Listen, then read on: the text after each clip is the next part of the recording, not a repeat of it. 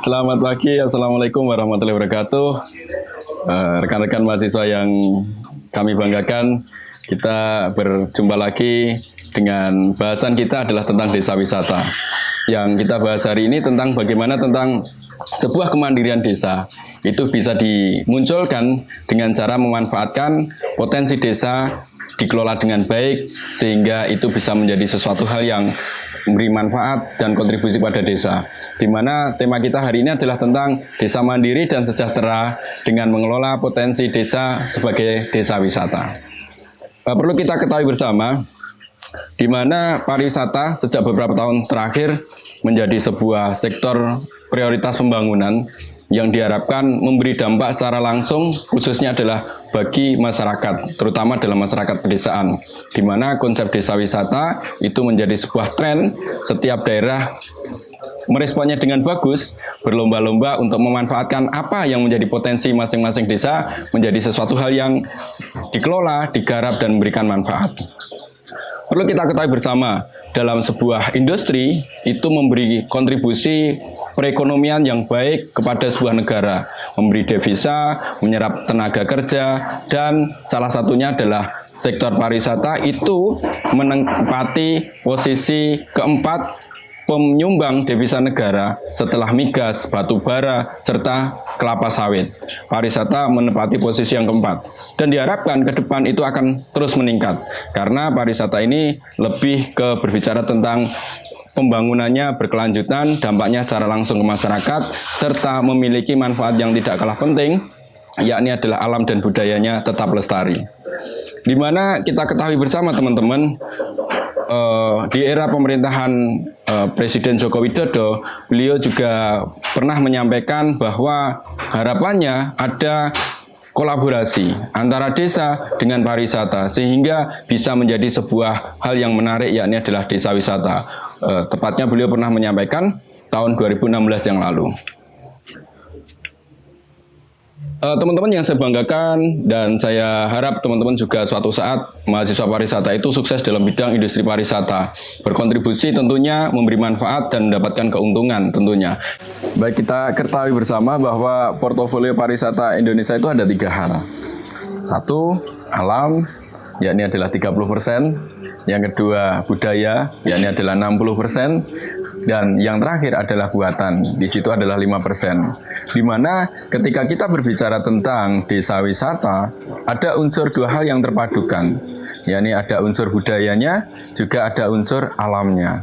Nah, yang paling penting adalah ketika kenapa persentase budayanya itu lebih banyak sebagai sebuah portofolio produk pariwisata, karena budaya ini merupakan bagian dari cerminan identitas sebuah bangsa. Beberapa waktu lalu, di era pemerintahan Presiden Jokowi, di mana pariwisata merupakan sektor yang didorong untuk berkembang, maju, dan yang tidak kalah penting adalah memberikan manfaat secara langsung kepada masyarakat. Itu menjadi sesuatu hal yang cukup menarik, karena ketika di mana pariwisata yang berkembang itu memberikan pemasukan, kontribusi pendapatan devisa negara cukup baik, yakni menempati posisi keempat setelah migas, batu bara, dan kelapa sawit. Di mana ketika potensi sebuah negara, kita lingkup yang paling kecil adalah desa, itu dimanfaatkan secara baik, itu secara langsung memberikan pendapatan, dampak, peningkatan kesejahteraan di masyarakat. Sehingga ketika masyarakat pedesaan menjadi sesuatu hal yang cukup memanfaatkan potensi desanya masing-masing, itu menjadi sesuatu hal yang cukup memberikan lapangan pekerjaan, menjadikan memiliki kesadaran untuk masyarakat itu berbenah, baik secara lingkungan ataupun secara perilaku. Jadi menjadi suatu hal yang cukup memberikan manfaat secara langsung. Ketika sebuah komponen pariwisata itu minimal, ketika ingin dikembangkan itu memiliki 3 hal. Pertama apa? Yakni adalah attraction, yakni adalah daya tariknya. Jadi ketika setiap daerah, setiap desa itu pasti memiliki daya tariknya masing-masing. Ada yang memiliki daya tarik yang sifatnya tangible, ada yang memiliki daya tarik yang sifatnya intangible. Dan yang kedua setelah attraction adalah akses. Ini berkaitan dengan infrastruktur jalan, berkaitan dengan bagaimana yang mendukung wisatawan untuk dapat berkunjung atau mengunjungi dari sebuah daya tarik tersebut. Dan yang ketiga adalah amenitas, di mana amenitas ini menjadi sebuah sarana penunjang, fasilitas penunjang ketika orang beraktivitas dalam sebuah daya tarik wisata itu bisa digunakan dengan baik.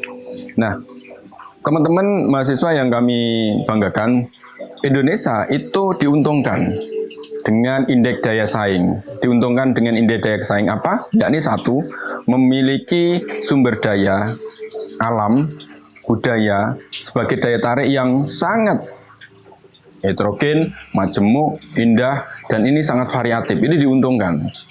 Dalam sebuah negara yang memiliki daya tarik yang cukup banyak, salah satunya adalah kita perlu bersyukur adalah Indonesia. Yang kedua, indeks kompetitif kita yang tidak kalah dengan negara-negara yang lain adalah harga. Harga kita dibandingkan dengan negara-negara yang lain, orang berwisata ke luar negeri ataupun orang melakukan perjalanan wisata ke luar negeri itu mungkin membutuhkan biaya. Sama-sama membutuhkan biaya, di Indonesia itu lebih memiliki indeks daya saing yang sangat harganya terjangkau. Ini merupakan suatu keuntungan dari sebuah indeks daya saing sebuah negara. Nah, berikutnya di mana ketika kita berbicara lagi tentang pengembangan sebuah desa wisata, di mana ketika Indonesia memiliki 74.954 desa dan diharapkan di mana ketika dari 74.954 desa itu bisa memiliki ataupun bisa kita angkat sesuai dengan potensinya masing-masing itu menjadi sebuah desa wisata. Sudah ada 7.500 desa yang memiliki kegiatan wisata itu di Indonesia. Tetapi kita harapkan tidak hanya berupa kegiatan, tetapi terkelola dengan baik, memberikan manfaat secara baik juga ke masyarakat dengan harapan target wisatawan itu bisa tercapai baik secara jumlah kunjungan ataupun wisatawan yang dalam artian kita sering sebut adalah spend of money-nya ada. Tujuannya seperti itu dalam artian ya orang berkunjung bukan hanya tentang jumlahnya banyak tetapi memberikan kontribusi ke daerah yang dikunjungi kecil. Ini menjadi suatu hal yang tidak kita harapkan. Dimana ketika teman-teman mahasiswa yang kami banggakan, basis pengembangan desa wisata itu menjadi sesuatu hal yang harus kita pikirkan. Dan karena ini merupakan suatu peran dari beberapa komponen basis pengembangan pariwisata ini. Satu, meliputi kita harus menjalin kerjasama kita sebut adalah pentahelik. Apa saja pentahelik itu adalah satu akademisi, yang kedua adalah bisnis, yang ketiga adalah community, yang keempat adalah government, yang kelima adalah media. Jadi konsep pentahelik ini harus bisa bersinergi dengan baik untuk bisa menciptakan sebuah hal yang ketika salah satunya pembangunan desa wisata itu tercapai dengan baik. Di mana masing-masing sektor itu memiliki perannya masing-masing, pemerintah itu sebagai regulator, sedangkan masyarakat itu sebagai pelakunya, sedangkan swasta itu bisa menjadi pengembangnya atau investornya. Teman-teman perlu kita ketahui bersama, di mana ketika potensi desa itu ada dua hal, potensi fisik dan potensi non-fisik. Kalau potensi fisik bisa alamnya berupa airnya, tanah, iklim, dan seluruh aktivitas yang ada di situ menjadi sesuatu hal yang cukup menarik. Sedangkan potensi non-fisik itu adalah masyarakatnya sendiri. Dan di mana ketika pembangunan sebuah desa itu dimulai dari kita sebut adalah leader ujung tombak di masyarakat desa itu mulai dari pemimpinnya.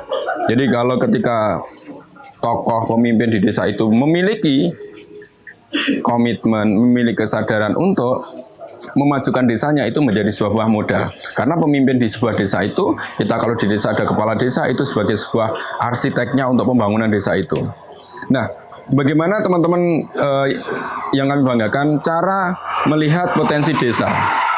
Di mana cara melihat potensi desa ini ketika potensi desa itu meliputi kekuatannya pada budayanya, kulinernya, keseniannya, pertaniannya, itu menjadi sesuatu hal yang kita bisa manfaatkan sebagai sebuah unsur yang dominannya mana.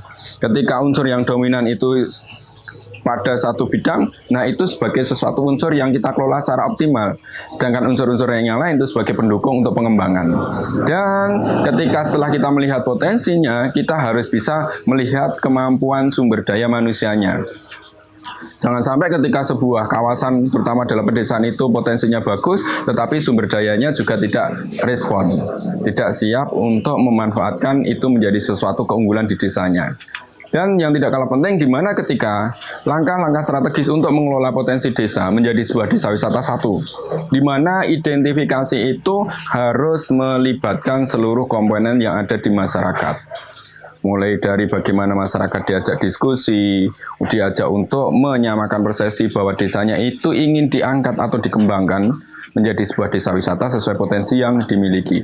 Dan ketika masyarakat menyamakan persepsi untuk bisa sepakat memajukan desanya menjadi sebuah desa wisata, yang tidak kalah penting adalah kita juga kadang harus mengidentifikasi permasalahan.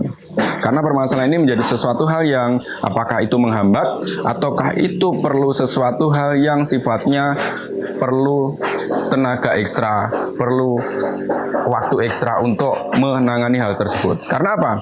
Masalah itu bukan berarti ketika memberhentikan segala sesuatu masyarakatnya untuk maju, terutama di masyarakat desa wisata, tidak. Tapi itu adalah strategi bagaimana menyikapi itu. Itu perlu diidentifikasi.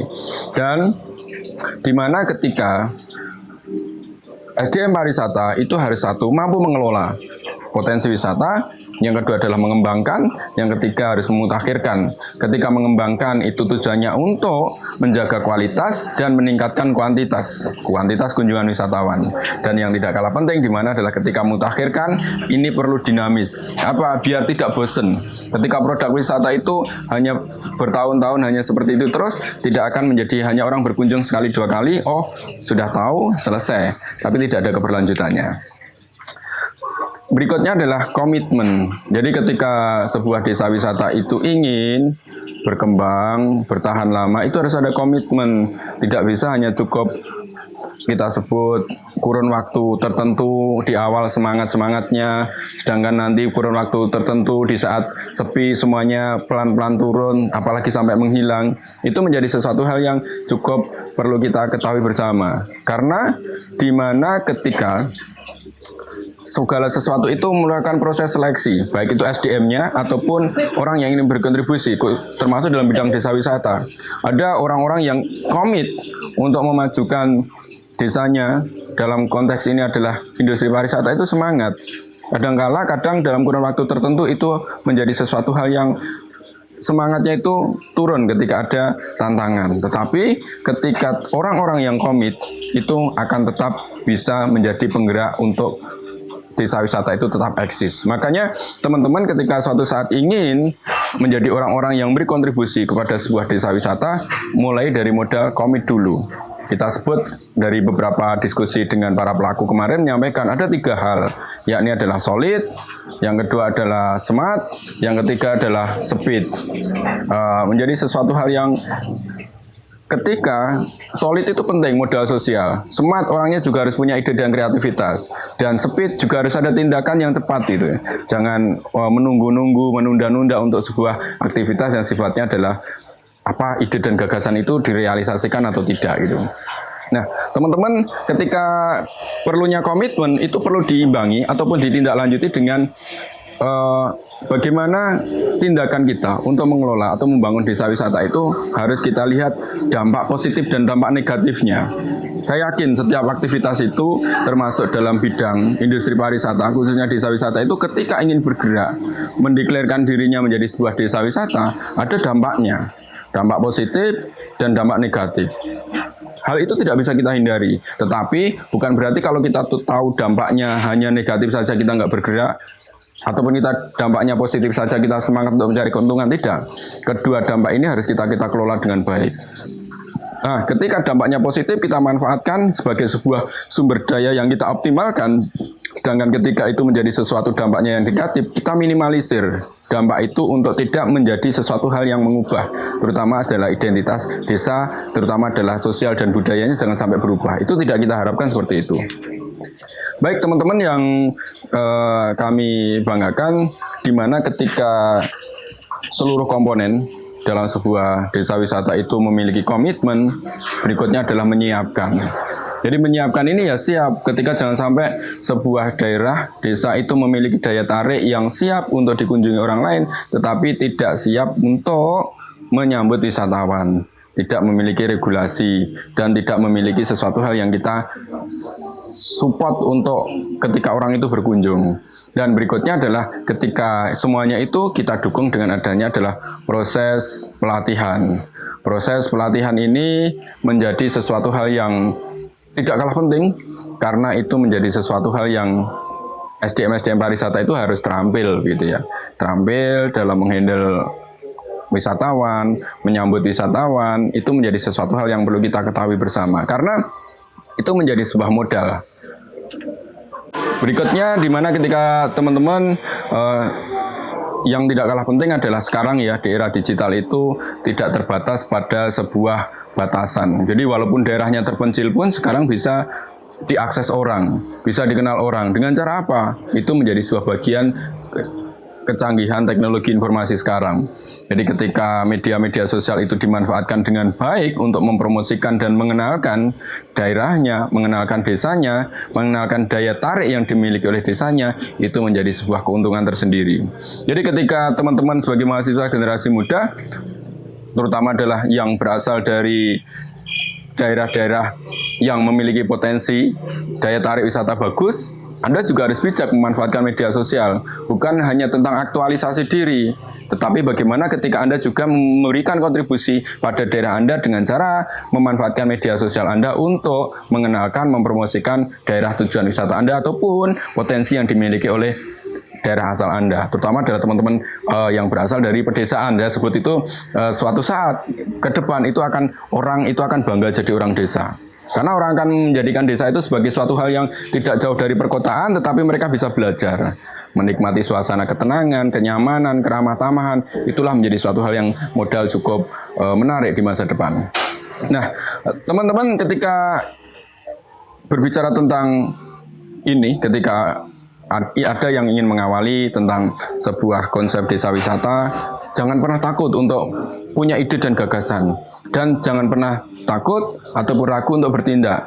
Dimulai dari ketika teman-teman bisa belajar dari kesuksesan ataupun mendengar, membaca ataupun mengunjungi secara langsung dari sebuah desa wisata yang sudah bisa jalan dengan baik. Bisa ngobrol dengan pengelolanya, bisa sharing-sharing untuk mendapatkan pengalaman. Bahkan kalau perlu, teman-teman ketika ingin membangun sebuah desa wisata di daerahnya ataupun Anda ingin tergerak dalam sebuah bidang pendampingan desa wisata lain, jangan takut untuk bermitra dengan desa wisata yang sudah jalan. Jadi ketika daripada kita berbicara tentang pola pikir kita adalah kompetitor dan kompetitor, kenapa kita nggak berkolaborasi? Itu menjadi tantangan kita. Jadi jangan berpikir ketika kita memiliki sebuah ide yang sama dengan orang lain ataupun dengan penggagas lain, itu orang lain itu kita anggap kompetitor. Tidak. Kita bisa berkolaborasi yang itu. Tergantung bagaimana sudut pandang teman-teman memulai dari pemikiran dan sebuah tindakan yang nyata. Nah, dalam sebuah desa wisata tidak hanya cukup berhenti pada sebuah hal yang daya tariknya. Kita harus punya wadah yang menggagas, yang menggerakkan, yang mengelola. Itu menjadi sesuatu hal yang cukup perlu kita pikirkan. Minimal kita bentuk kelompok sadar wisata. Pak Darwis ini dimana ketika dalam susunannya harus ada ketuanya pasti ya. Ada beberapa susunan kepengurusan tergantung selera, tetapi ada beberapa di slide yang kami tujukan ini ada ketuanya, ada sekretarisnya, ada bendaharanya, ada bidang seni dan potensi wilayah. Pemandu wisata itu menjadi suatu hal yang sangat dibutuhkan. Homestay dan sarana dan prasarana ini menjadi suatu pendukung amenitas ketika orang berkunjung. Ini menjadi pendukung ketika orang berkunjung ke desa wisata, tidak hanya sekedar datang terus balik lagi ke daerah asal, tidak. Bagaimana ketika orang itu bisa bertahan lama, bisa tinggal lama di desa wisata yang kita kelola. Terus yang tidak kalah penting adalah kuliner. Kalau orang-orang pariwisata, terutama desa wisata, diharapkan Anda jangan ragu untuk mengangkat kuliner-kuliner lokal, tradisional. Mulai dari yang namanya makanannya, minumannya, itu menjadi suatu kita munculkan. Jadi makanan-makanan tradisional, minuman-minuman tradisional kita munculkan sebagai sebuah daya tarik Dan di situ kalau teman-teman bisa memberikan storytellingnya itu menjadi suatu nilai lebih. Jadi ketika ada wisatawan berkunjung, kita tawarkan apa yang menjadi potensi dari bidang kuliner yang kita miliki. Dan setelah berikutnya adalah teman-teman harus terbiasa untuk mempromosikan. Di mana ketika promosi ini tujuannya satu, ketika mengenalkan desa wisata kita, yang kedua adalah kita lebih mengembangkan jaringan. Jadi ketika dalam sebuah konsep promosi pariwisata itu jangan berpikir hari ini kita promosi, terus besok langsung direspon ada kunjungan wisatawan. Belum tentu. Kita promosi hari ini menggunakan media sosial, menggunakan sesama dengan sebuah forum penggiat wisata. Hari ini kita promosi, bisa jadi responnya beberapa waktu berikutnya. Jadi jangan berpikir tentang pembangunan sebuah desa wisata itu berpikirnya cepat instan. Karena itu akan menjadi suatu hal yang cukup kemustahilan gitu kalau sesuatu itu instan. Termasuk kita tetap mempromosikan, mengenalkan potensi desa kita yang kita miliki. Ini berbicara tentang bagaimana cara kita mengidentifikasi ya. Ini ada teman-teman kalau mengidentifikasi sebuah daerah ataupun desanya masing-masing itu harus diidentifikasi. Minimal kita tulis lah, jangan kita lewatkan begitu saja. Kalau memang di era sekarang kita sudah bisa menggunakan era teknologi, lihat sesuatu yang menarik kita foto. Kalau foto diunggah ataupun kita simpan, jangan hanya sekedar disimpan saja. Kalau perlu dilihat lagi, dipelajari. Kalau perlu dituliskan, diidentifikasi apa yang menjadi potensinya. Nah, ini menjadi sebuah hal yang perlu kita pikirkan bersama. Potensinya apa, keunikannya apa. Kalau dilihat dari analisis 3A-nya, attraction-nya bagaimana, aksesibilitasnya bagaimana, amenitasnya bagaimana, itu menjadi suatu hal yang perlu kita, teman-teman mahasiswa semuanya, bisa menjadikan sesuatu hal yang jeli melihat itu. Apalagi teman-teman adalah mahasiswa pariwisata yang diharapkan ke depan itu betul-betul memberi kontribusi secara langsung. Bukan hanya sekedar mahasiswa belajar, lulus, cari pekerjaan. Kalau bisa, kenapa kita nggak berpikir beri kontribusi ke masyarakat untuk menciptakan suatu hal yang kita harapkan itu. Desa-desa yang potensial kita garap, kita dampingi, kita dorong untuk menjadi sebuah desa wisata dengan keunikannya masing-masing.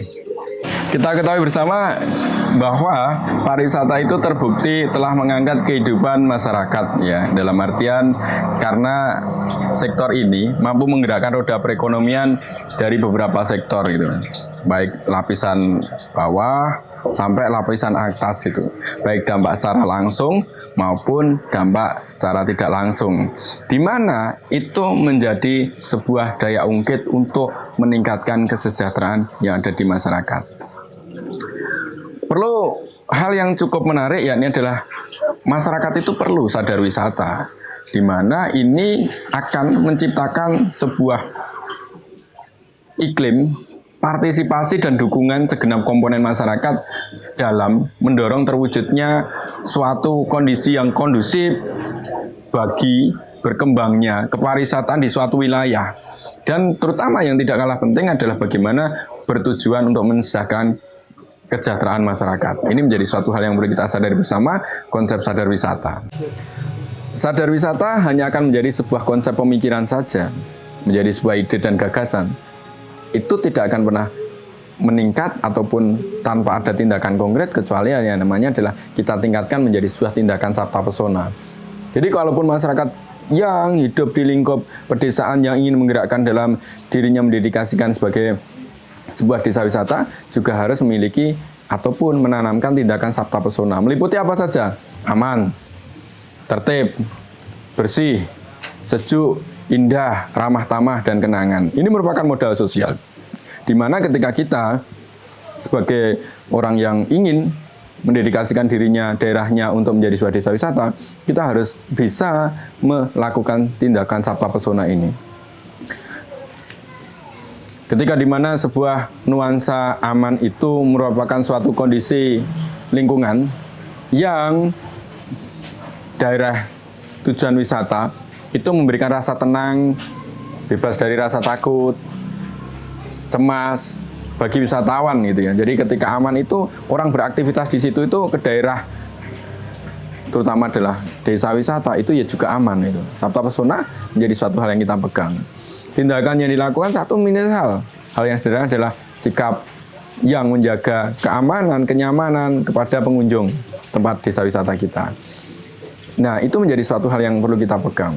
Dan berikutnya adalah menolong, melindungi wisatawan, itu menjadi suatu hal yang cukup menarik, menunjukkan rasa bersahabat, ramah. Jadi jangan sampai ketika masyarakatnya yang ada di lingkungan desa wisata itu, ketika ada orang berkunjung, walaupun itu bukan saudaranya, tetapi itu menjadi ketika orang berkunjung ke desa wisata itu merasa nyaman, merasa dianggap seperti orang yang sudah lama kenal. Dalam artian apa? Karena Pak wisatawan itu butuh keramah tamahan. Berikutnya adalah tertib, ya, di mana ketika Sabta Pesona ini perlu kita urai juga tertib suatu kondisi lingkungan itu yang mencerminkan sikap disiplin itu ya. Disiplin baik bukan tentang sesuatu disiplin yang sifatnya seperti kehidupan yang tinggi saja, tetapi disiplin misal masyarakat pedesaan itu kalau desanya sudah digarap menjadi sebuah desa wisata, ya minimal disiplin.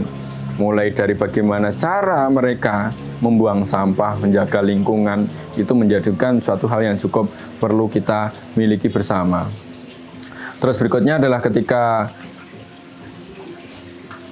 disiplin kita tingkatkan menjadi sesuatu hal yang cukup menarik, yakni adalah bersih.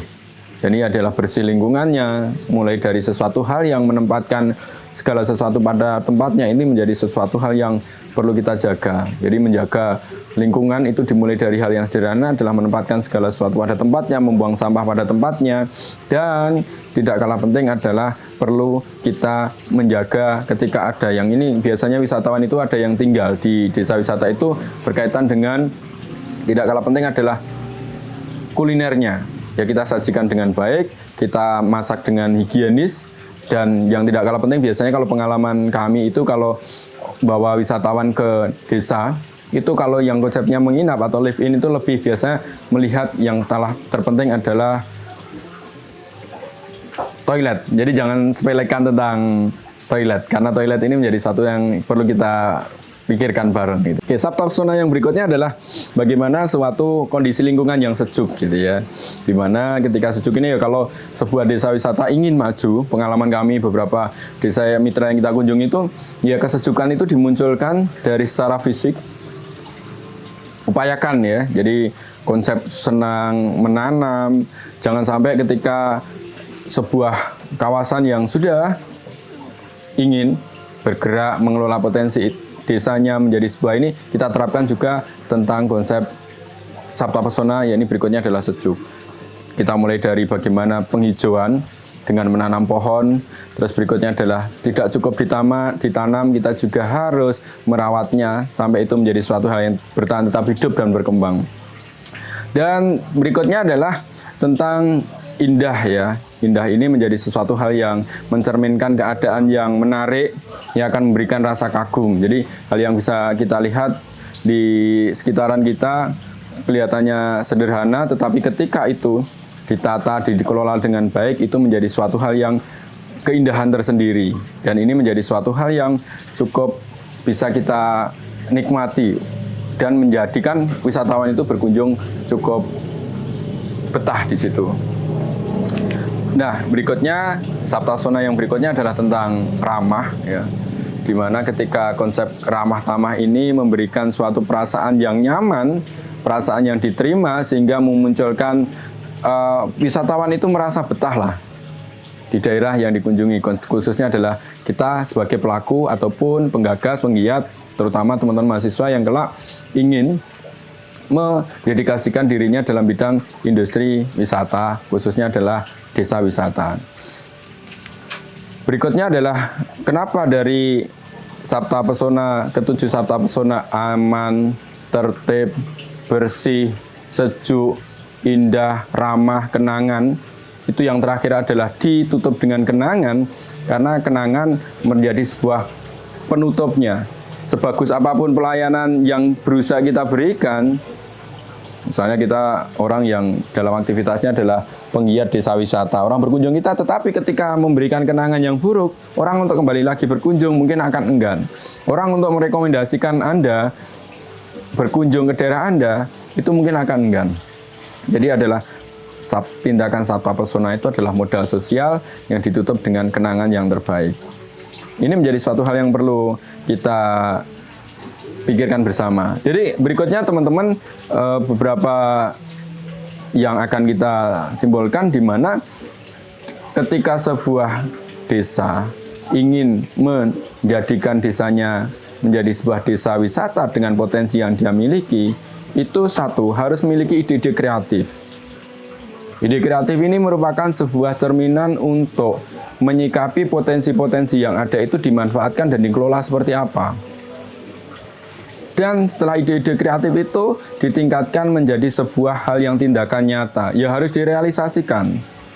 Direalisasikan menjadi sesuatu hal yang menjadi ide gagasan modalnya. Walaupun sepenuhnya kadang ide itu tidak sesuai dengan apa yang kita realisasikan, tidak sepenuhnya sama persis. Tetapi minimal dengan adanya ide itu sebagai sebuah peta jalan untuk sebuah tindakan yang akan kita lakukan. Nah, berikutnya setelah kita coba merealisasikan atau melakukan sebuah tindakan nyata, yang tidak kalah penting adalah konsisten. Karena konsisten ini modal, saya sebut adalah sumber daya yang harus selalu terjaga. Karena apa? Banyak semangat yang di awal, optimal di awal, punya ide-ide yang terbaik, tetapi nggak bisa konsisten. Pelan-pelan akan turun akan redup, pelan-pelan juga akan menghilang. Ini merupakan sesuatu hal yang cukup perlu kita antisipasi. Jadi ada ide, ada tindakan pun harus kita jaga untuk tetap konsisten. Yang keempat adalah berkelanjutan dan regenerasi. Berkelanjutan dalam artian bagaimana ketika kita punya tantangan, punya kendala, punya sesuatu hal yang perlu kita sikapi, ya kita harus bisa menyikapi itu. Bukan berarti terus, wah kita punya masalah untuk membangun desa wisata kita, berhenti, selesai, tidak. Tapi bagaimana mengatur strategi lagi. Apa kendalanya, kita urai lagi, kita atur strategi lagi. Dan berikutnya ada regenerasi. Jadi jangan sampai dalam sebuah pembangunan desa wisata itu ada orang yang semangat untuk menjadi figur tokoh penggeraknya, tapi dia nggak berpikir. Orang-orang sekitarnya juga harus bisa diajak, generasi-generasi muda juga harus bisa diajak. Jadi ketika penggeraknya atau tokohnya ini, ketika beliau ataupun yang sudah lama berkecimpung ini tiba-tiba ingin istirahat ataupun dalam artian ingin berhenti, sudah ada regenerasi yang melanjutkan. Jangan sampai hanya sebuah desa itu dibangun oleh tokoh sentral. Jadi ketika tokoh sentral ini ada, jalan. Tapi ketika ini sudah nggak ada, berhenti. Jangan sampai. Jadi regenerasi itu memang perlu kita pikirkan. Di mana itu untuk menjaga biar tetap berkelanjutan. Nah, di mana ketika yang tidak kalah penting sebagai tambahan, penguasaan bahasa, walaupun masyarakat pedesaan yang konsepnya ingin mendedikasikan dirinya ataupun membangun sebuah desanya itu menjadi sebuah desa wisata, itu harus memiliki skill-skill, diantaranya adalah bahasa. Bahasa komunikasi itu penting, walaupun mungkin orang-orang di pedesaan latar belakang pendidikannya tidak sampai level pendidikan tinggi, tidak masalah. Tetapi jangan pernah memiliki mental untuk tidak mau belajar. Bahasa, bagaimana saya berkomunikasi dengan wisatawan yang karakternya seperti ini, bagaimana saya berwisatawan dari menyikapi atau berkomunikasi dengan wisatawan yang berasal dari daerah ini, bagaimana saya ketika melayani wisatawan dengan usia seperti ini, itu jangan pernah untuk berhenti untuk belajar. Ini bahasa itu sebagai sebuah simpul yang menghubungkan manusia satu dengan manusia yang lainnya, dari bangsa satu dengan bangsa yang lainnya. Terus berikutnya adalah jangan pernah kita meninggalkan dalam artian perkembangan teknologi yang positif untuk peningkatan kualitas. Itu penting. Jadi teknologi kalaupun kita nggak bisa belajar optimal, minimal kita punya tim yang khusus bisa fokus untuk memanfaatkan teknologi untuk media promosi kita, untuk menjadi sesuatu hal yang kita manfaatkan sebagai untuk pengenalan daya tarik yang kita miliki, desa yang kita miliki. Ini harus ada. Terus berikutnya adalah untuk peningkatan, kita juga jangan sampai untuk diversifikasi produk biar tidak timbul kebosanan, itu wisata yang terintegrasi. Jadi ketika desa wisata kita memiliki potensi tertentu, kita juga harus bisa menggabungkan atau memberikan manfaat ke desa-desa yang lain. Bisa kita konsep sebagai sebuah jelajah desa. Jadi jangan sampai desa wisata kita sendiri yang maju, sedangkan desa-desa yang lain tidak mendapat manfaat. Kalau bisa, satu yang sudah kuat bisa menginspirasi desa yang lain untuk tetap juga bergerak maju. Terus berikutnya adalah yang tidak kalah penting juga perlunya kerjasama. Dalam sebuah pembangunan desa wisata, jangan paradigma masyarakatnya selalu berpikir tentang kompetisi. tapi ciptakanlah sebuah kolaborasi. Ini penting, karena semakin kita banyak berkolaborasi, itu menjadi sebuah kekuatan untuk tetap bertahan dalam sebuah tantangan ataupun kondisi apapun. Begitu teman-teman, sedikit tentang pengalaman ataupun sharing-sharing bagaimana sebuah daerah, khususnya adalah potensi desa, itu bisa dikelola dengan baik, dan tentunya adalah ketika dikelola dengan baik, itu bisa memberikan manfaat secara langsung kepada masyarakat desa. Ketika sebuah daerah, desa itu dikelola potensinya menjadi sebuah daya tarik wisata, itu memberikan dampak secara langsung, di mana alam dan budayanya tetap lestari, masyarakat pun bisa sejahtera. Sekian dari saya ucapkan terima kasih, dan saya ucapkan terima kasih kepada seluruh tim yang mendukung terselenggaranya kegiatan materi ajar pada hari ini. Mudah-mudahan memberikan manfaat.